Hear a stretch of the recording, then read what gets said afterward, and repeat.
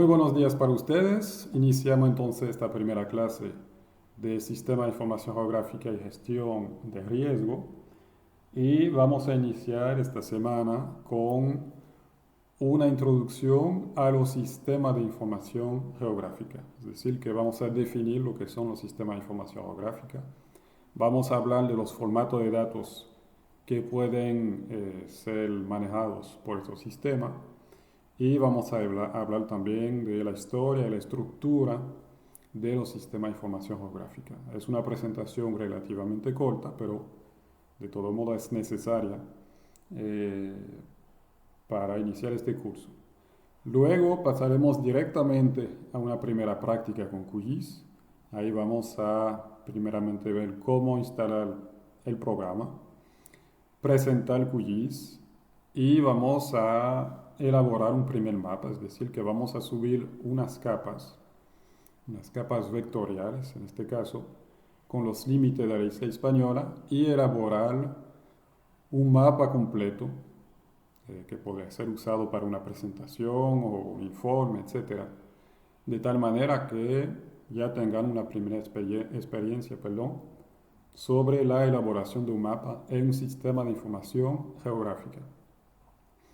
Luego volveremos a una parte más teórica, relativamente compleja, pero muy importante, sobre los sistemas de referencia de coordenadas, que digamos son las referencias para plasmar las informaciones en el lugar correcto en el sistema de información geográfica. Ahí vamos a dividir esta parte en dos, una parte corta, sencilla, para los que no tienen mucho tiempo, y otra parte que les pondré a disposición por si quieren profundizar el tema, para los que tienen un poco más de tiempo o que quieran verlo más tarde, digamos, en este proceso de formación.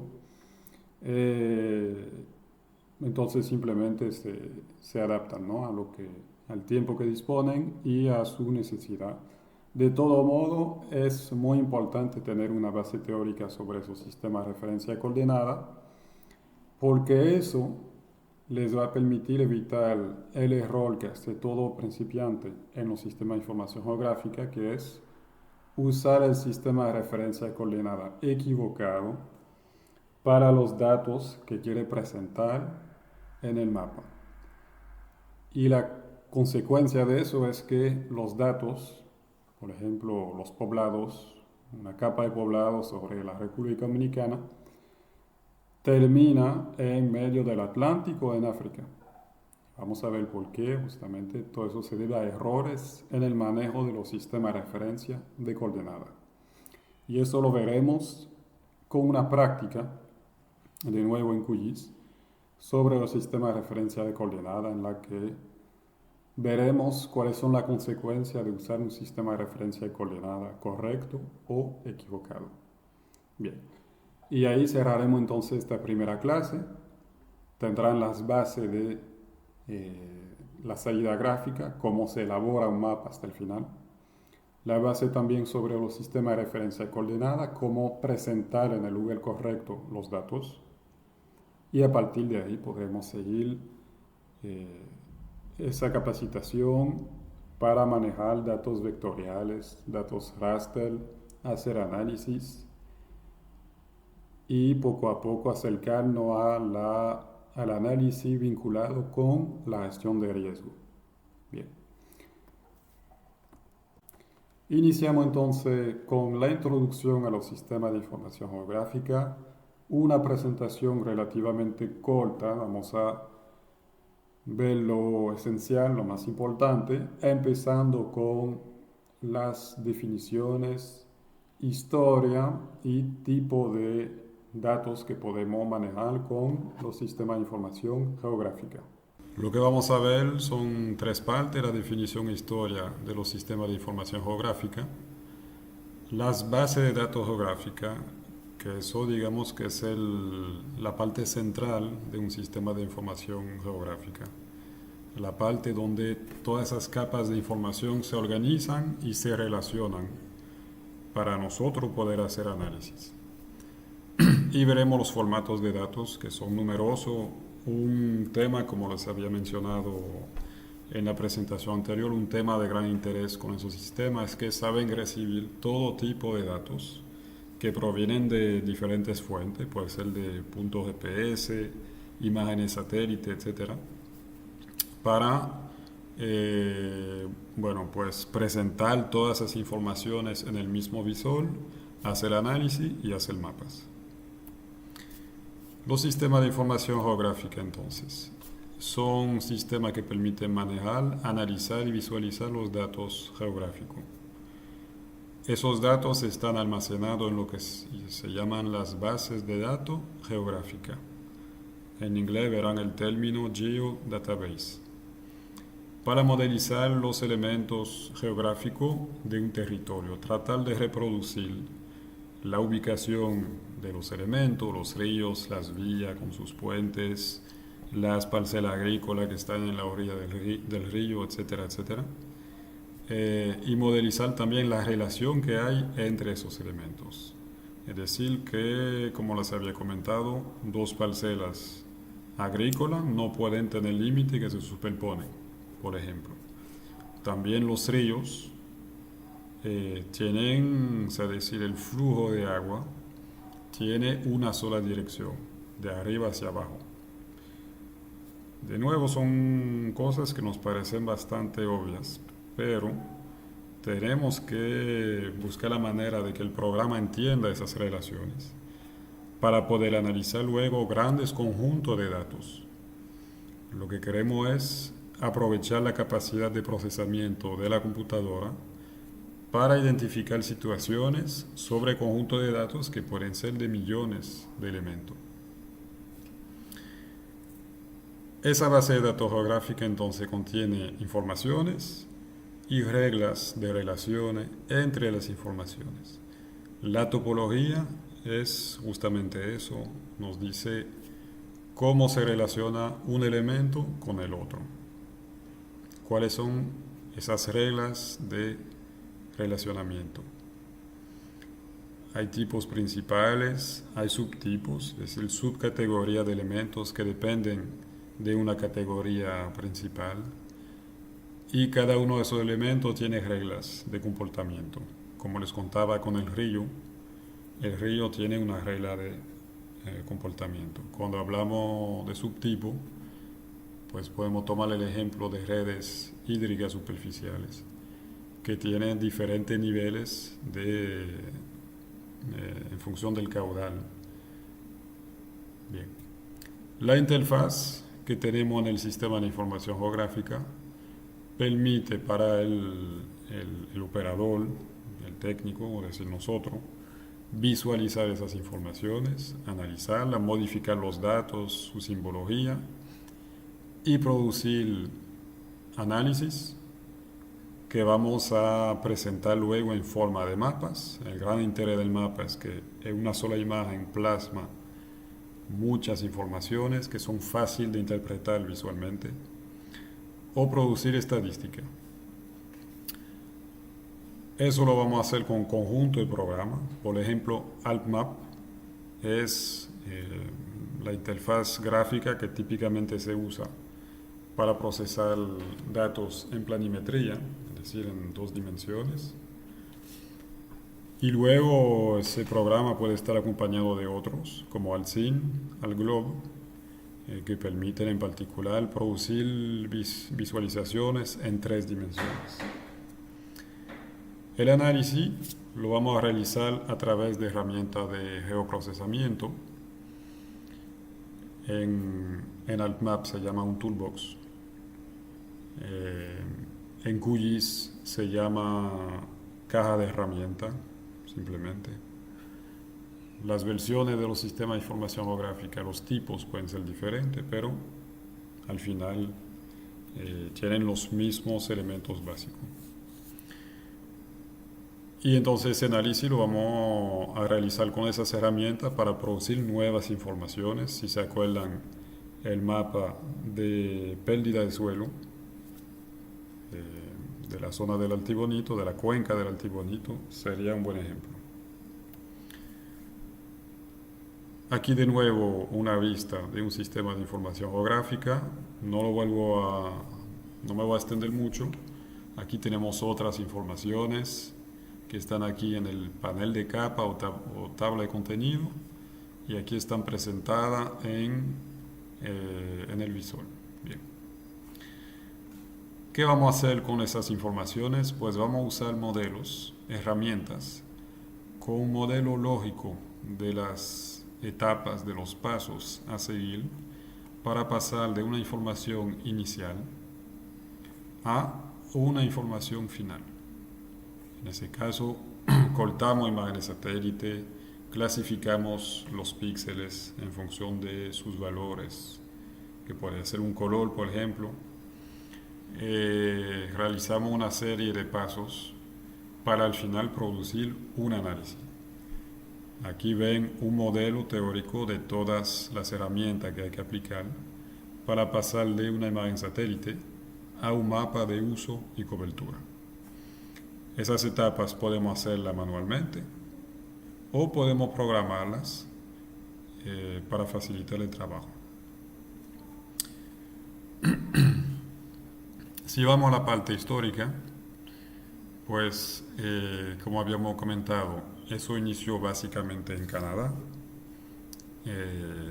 Se creó un sistema de información geográfico para manejar las informaciones sobre los recursos naturales y lo que permitía inicialmente era superponer capas, hacer mediciones de distancia y digitalizar las informaciones. Digitalizar la información significa que tomamos, por ejemplo, una hoja topográfica que está en un papel impreso y le vamos a digitalizar esa información, es decir, la vamos a pasar a una información digital que puede ser procesada por la computadora.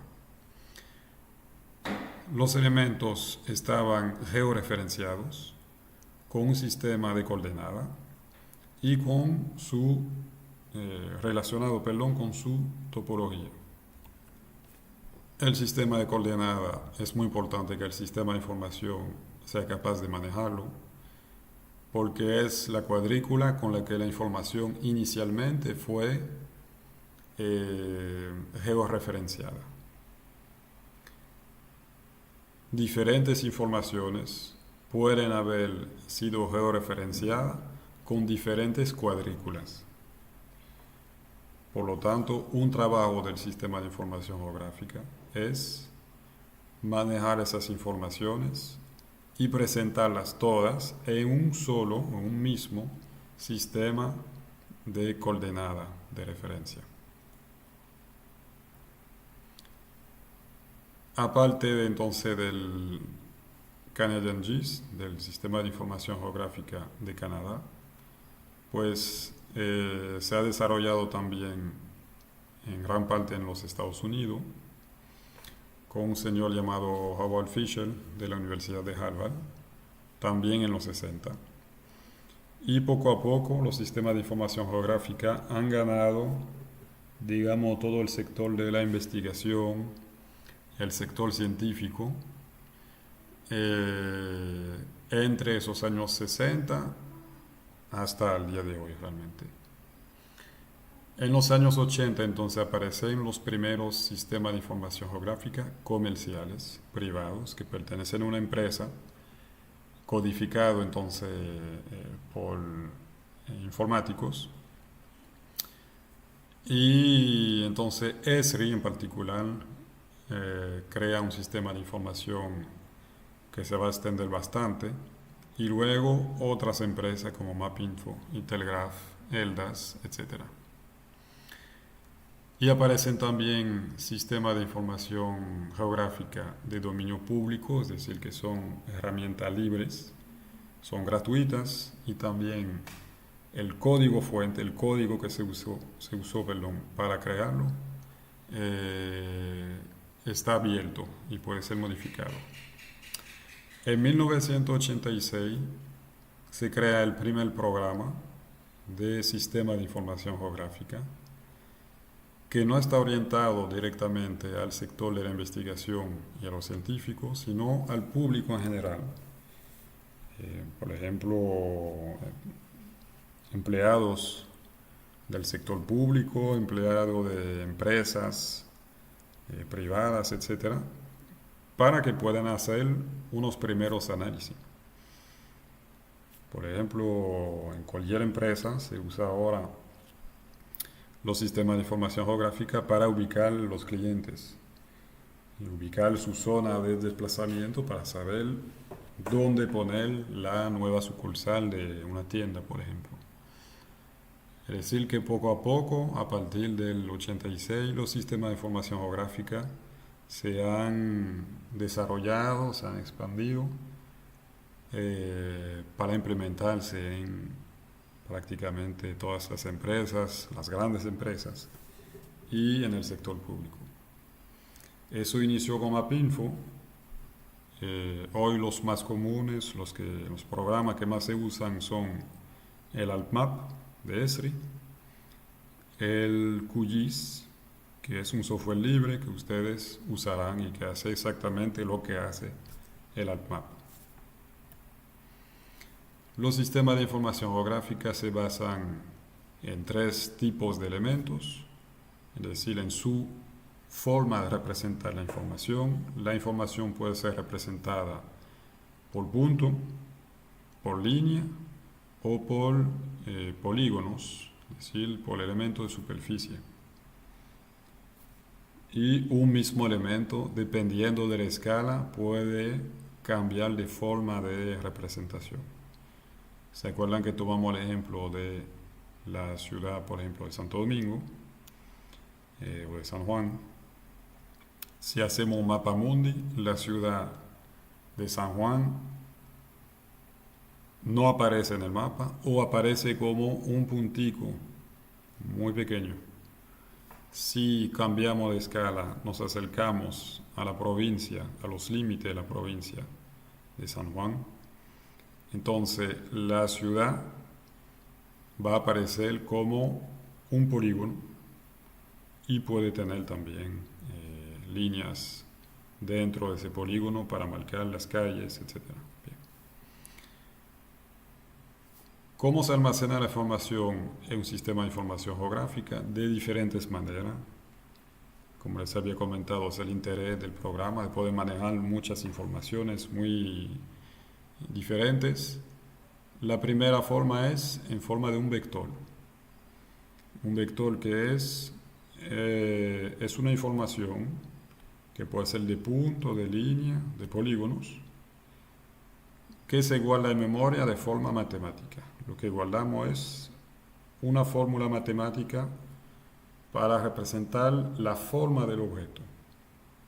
Si es una línea que representa un río, esa línea puede tener curvas. Si es un polígono, puede tener también unos lados curvos, etc. Todo eso lo guardamos como una fórmula matemática. Verán que eso permite tener una mejor representación visualmente de la información.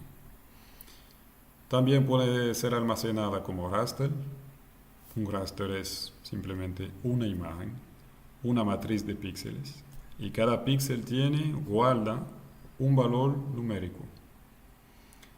Es lo que típicamente se usa para foto aérea, para imágenes satélite, para modelo digital de terreno, es decir, un raster que contiene la altitud de cada punto del territorio. Tenemos también los TIN, que son redes irregulares de triángulos en inglés, que son triángulos que típicamente se usan para también representar el relieve, para enlazar puntos con sus altitudes y pasar de una nube de puntos sobre el territorio a una superficie continua. También podemos trabajar con redes y ahí va a ser muy interesante, por ejemplo, para los ríos, porque en ese tipo de forma de almacenar la información vamos a poder definir unas reglas de cómo debe comportarse esa red. Como les había comentado, el agua, por ejemplo, fluye en una sola dirección. Vamos a poder archivar y trabajar con datos topográficos, que son esos datos que se toman en terreno, por ejemplo, con un teodolito, una estación total. Si han visto los agrimensores que trabajan en terreno, trabajan con ese tipo de aparato que permite medir ángulos y hacer triangulación. Podemos archivar también y trabajar con una biblioteca de direcciones, simplemente. ¿Cómo conectamos esas informaciones? Podemos digitalizar datos impresos, es decir, que típicamente una hoja topográfica impresa la podemos escanear y encima de la imagen de esa hoja topográfica podemos dibujar de nuevo unos vectores. Dibujar los ríos, dibujar las carreteras, dibujar las parcelas, la zona urbana, etc. Podemos hacer mediciones en terreno con los sistemas de posicionamiento globales, como el receptor GPS. Han visto también ahora los agrimensores que trabajan mucho con GPS y GPS diferencial, es decir, con una estación fija y otro GPS que permite tomar la ubicación con una precisión al milímetro o milimétrica. Otros métodos topográficos, como les mencioné, estación total, etc. Podemos trabajar con datos que fueron tomados por sensores remotos, es decir, por la teledetección, un satélite con un sensor óptico, una cámara, un satélite con una antena radar. De eso hablaremos en la otra semana en la parte de teledetección. Un satélite que carga un láser, lo que se llama un LIDAR. Todos esos datos podemos procesarlo. Cada elemento de la base de datos geográfica tiene una representación geográfica y unos atributos que lo caracterizan. La tabla de atributos puede contener datos numéricos, que sean enteros, decimales, puede tener texto, puede tener fecha, etc. De eso hablamos en otra presentación. Aquí tenemos, por ejemplo, un archivo vectorial de plantaciones forestales. Esas plantaciones en terreno se van a ver como unos polígonos. Detrás de cada polígono tenemos esas informaciones. Un código de referencia, no son polígonos en este ejemplo, son puntos. El punto central de la parcela. O sea, ahí nos dice qué tipo de forma tenemos, son puntos, qué tipo de coordenada, las coordenadas que tiene, ahí son coordenadas proyectadas, y aquí el tipo.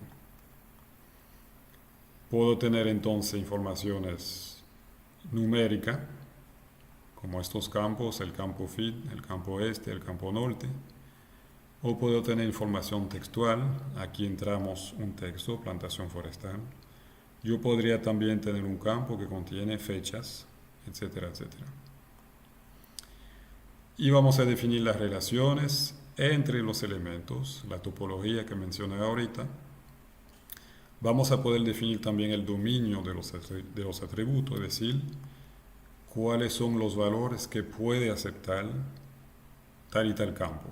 Si vuelvo a este ejemplo, puedo limitar aquí, en este campo, el número de carácter que voy a entrar.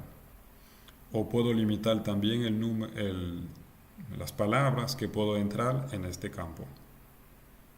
Podría entrar plantación forestal o plantación agroforestal y ya, no permitir que el usuario entre otro tipo de información.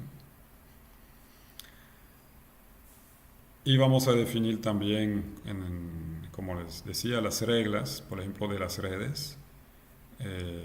En el caso de una red hídrica, de nuevo, la dirección de esa red hídrica y el hecho de que los valores siempre van aumentando de arriba hacia abajo cuando se juntan Cuando se junta un afluente con el río principal, los valores de caudal no pueden ir bajando después de la confluencia, más para abajo de la confluencia.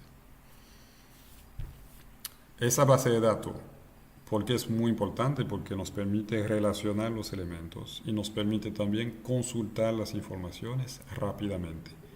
De nuevo estamos manejando generalmente miles, millones de informaciones. Por eso necesitamos aquí un lenguaje que nos permite consultar la base de datos y extraer informaciones rápidamente.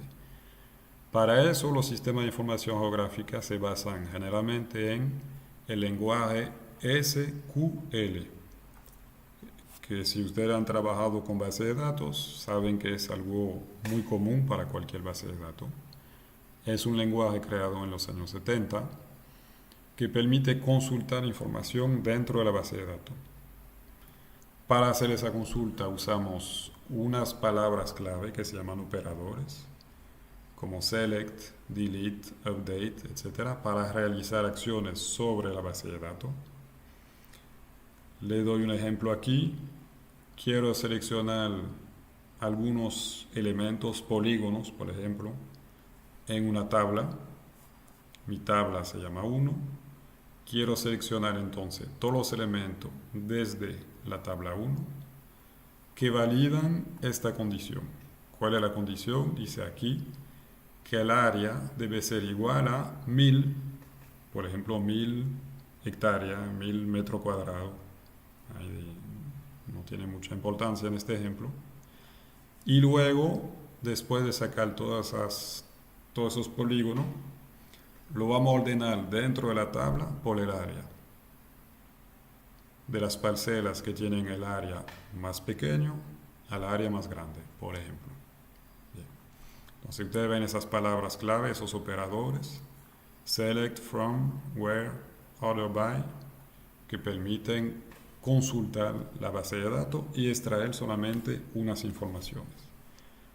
Si le puedo dar un ejemplo, ustedes están haciendo un análisis, tienen una base de datos con las especies animales o vegetales y simplemente quieren extraer una o dos especies. Si empiezan a revisar la tabla de atributos, le va a tomar muchísimo tiempo. Simplemente elaboran una expresión con ese lenguaje SQL y extraen todos los polígonos que necesitan representar en su mapa. Lo mismo para un mapa de densidad en municipios. Si quieren trabajar solamente con los municipios de San Juan, pues lo primero que hacen es elaborar una expresión que les permite extraer esos polígonos del municipio para presentarlos en el mapa. Eso es algo que harán con QGIS rápidamente. De hecho, en esta primera práctica van a empezar a trabajar con esas expresiones. Aparte de eso, ¿qué aporta la base de datos geográfica? Nos permite hacer análisis geográfico, lo que no hacen normalmente las bases de datos.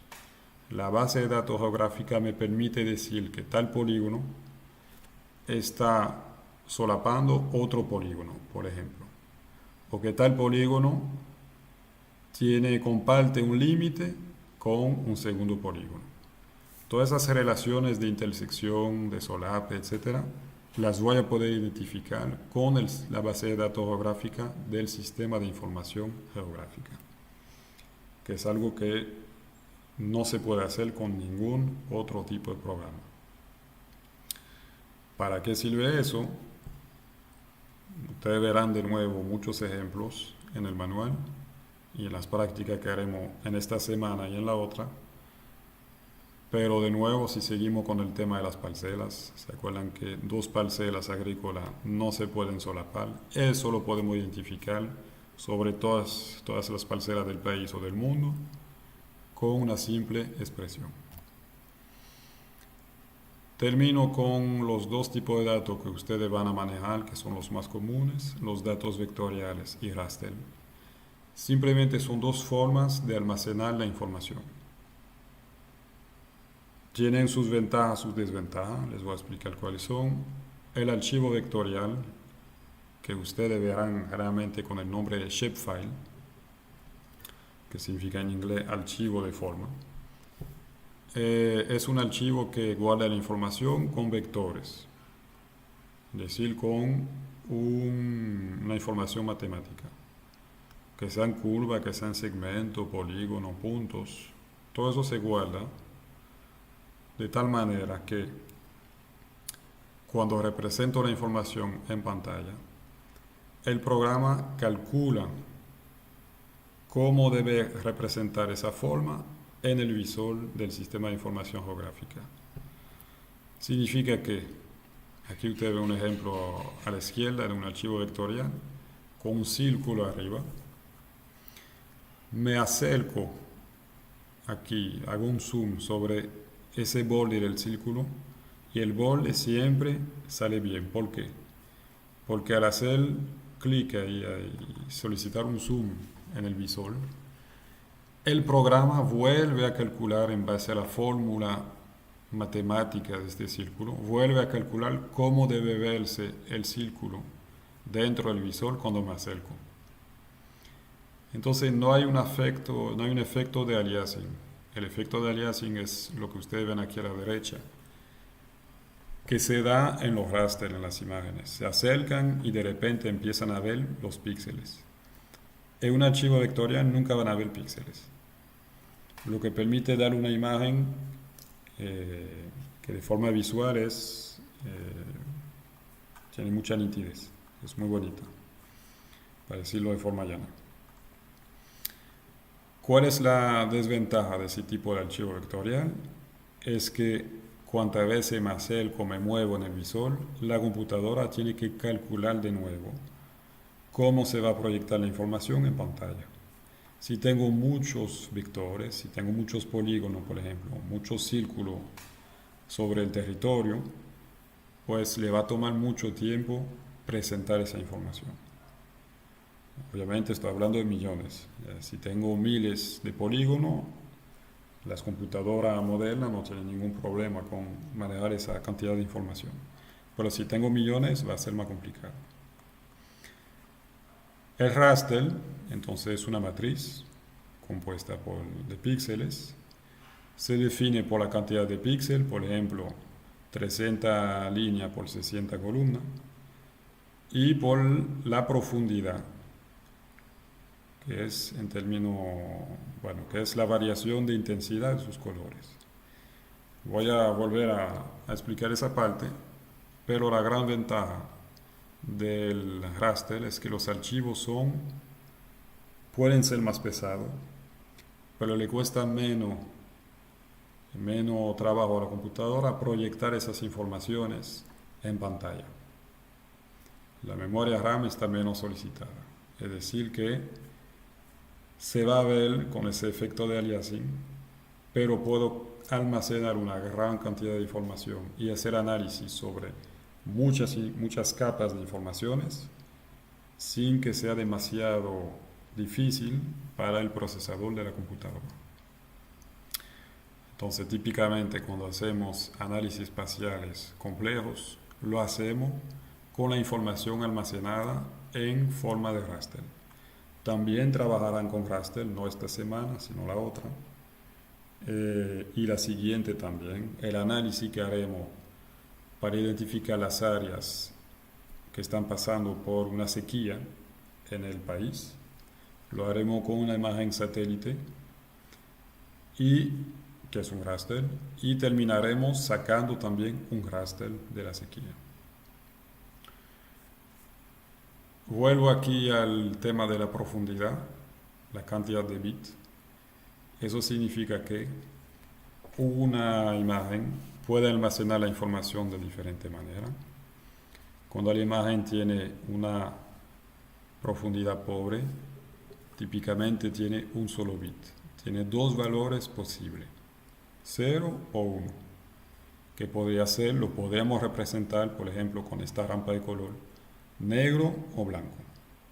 Es decir, que voy a tener poca variación posible, solamente 2, en los diferentes niveles que quiero presentar. Típicamente, si quiero representar una imagen satélite, pues en mi territorio los objetos o se ven negros o se ven blancos, no hay transición. Y poco a poco, a medida que vamos bajando, la profundidad aumenta. Aquí tengo 2 bits. 2 bits significa 2 a la potencia 2. Es decir, que tengo 4 posibilidades. Puedo tener el valor 0, 1, 2 y 3. Ya mi imagen se va a ver con más variaciones y voy a poder identificar mejor los objetos que estoy viendo en la imagen. Y así sucesivamente. Típicamente una imagen satélite se presenta con 8 bits, es decir, 256 niveles, valores posibles en la imagen. Bien. Me paro aquí, simplemente una pequeña introducción a los sistemas de información geográfica y con la práctica pues entenderán mucho mejor todos esos conceptos de vector, de raster y de base de datos.